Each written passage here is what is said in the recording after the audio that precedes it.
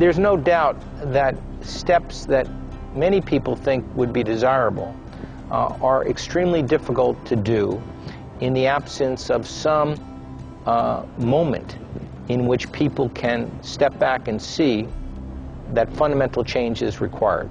Robert Pastor and Alan Gottlieb, they both expressed their beliefs that the greatest initiatives come out of disasters.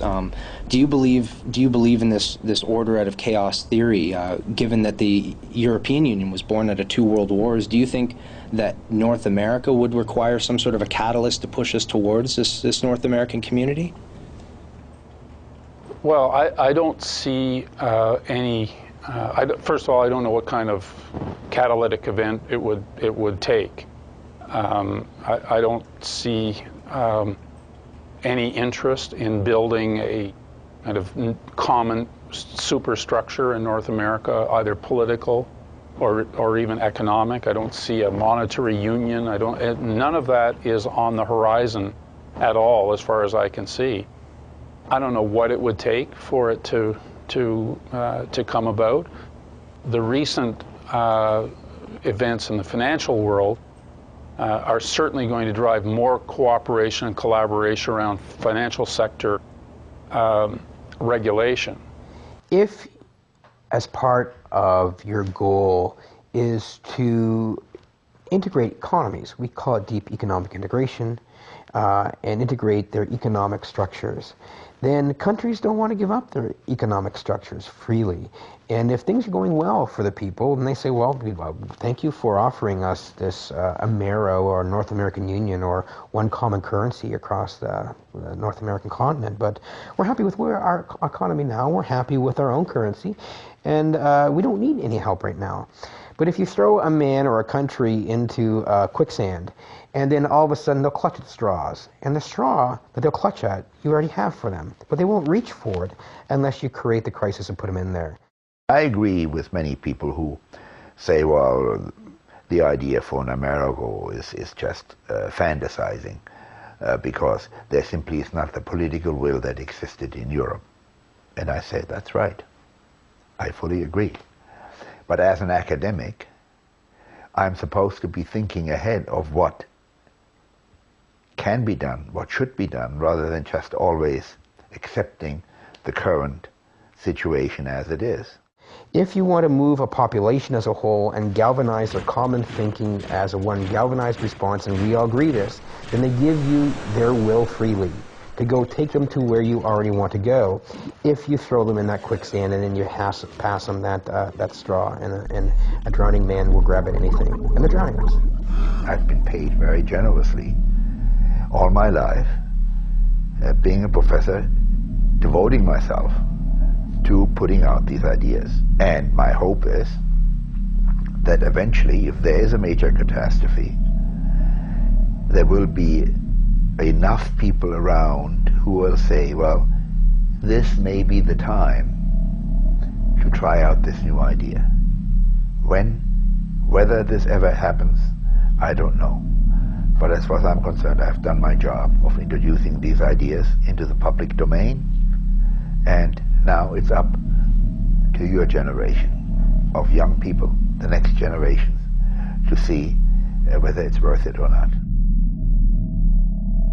It's a process that they've been using for thousands of years. It's basically order out of chaos, and the idea that death breeds life. They believe if you can cause enough pain and wars and suffering, then out of the ashes of that will emerge their solution to this problem that they created, which is their solution would be oneness, one world, everything.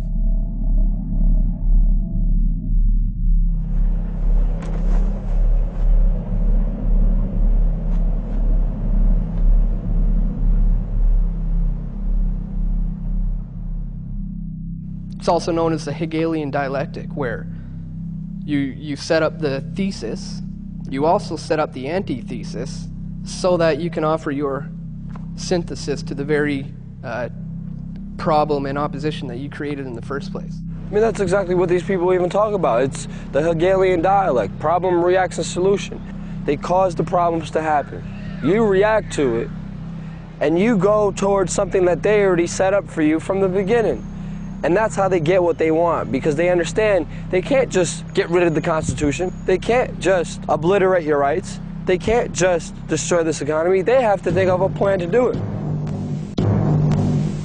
Real freedoms are eaten up a little at a time, while government controls are slipped on, while the real power is collected into a few hands. Where government is not limited, no man is free. Change limited government to unlimited government, and our rights would be only what the master planners say they are. No longer the servant of the people, government would be the master of the people. That's the way to change what we have. Take all power and all freedoms away from the people and collect everything into the hands of one small group with absolute power. 9/11 was one of their plans for a push for a one-world government. People saw this outside threat, and they ran for the government for help that destroyed their rights, that invaded countries, that killed millions of innocent people.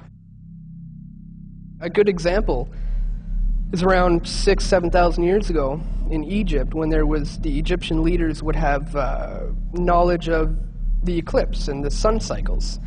The knowledge had been handed down to them from their ancestors, and they didn't know why an eclipse would happen or how, but they knew when.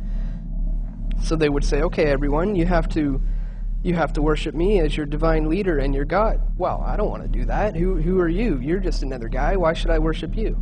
And then he would say, okay, well, if you don't want to bow down to me, then tomorrow I'll get my God to eat the sun and spit it back out. So the next day when the eclipse would happen, everyone would just marvel and say, oh my God, this guy must be our divine leader. That day comes by, there's an eclipse, everybody freaks out, and they end up doing as the rulers is, either way they want it or not. Now, there's absolutely no way that we can tell for sure they were doing this or saying that.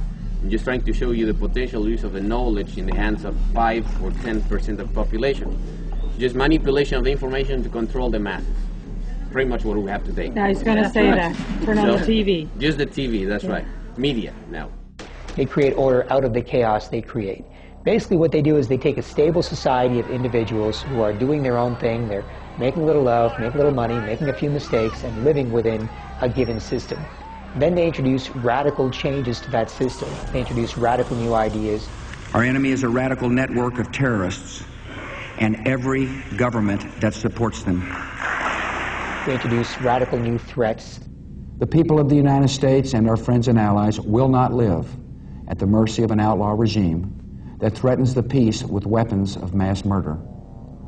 We will meet that threat now with our Army, Air Force, Navy, Coast Guard, and Marines, so that we do not have to meet it later with armies of firefighters and police and doctors on the streets of our cities. And they get all the people prepared to make entirely new decisions and think in entirely new ways that facilitate more plans for more control by the people at the top. You're free, and freedom is beautiful. And, you know, it'll take time to restore chaos and order, but order out of chaos, but we will. Create a crisis, terrify the people into going for a solution that you suggest, which gives you more control. It may temporarily keep the people safe, but in the long run, the people don't know that you engineered the crisis, so they trust you even more, and they get habitualized to accept the next crisis and the next move towards more control. You've got to look at who benefits from that, because the people that benefit from that may have engineered it in order to bring order out of chaos.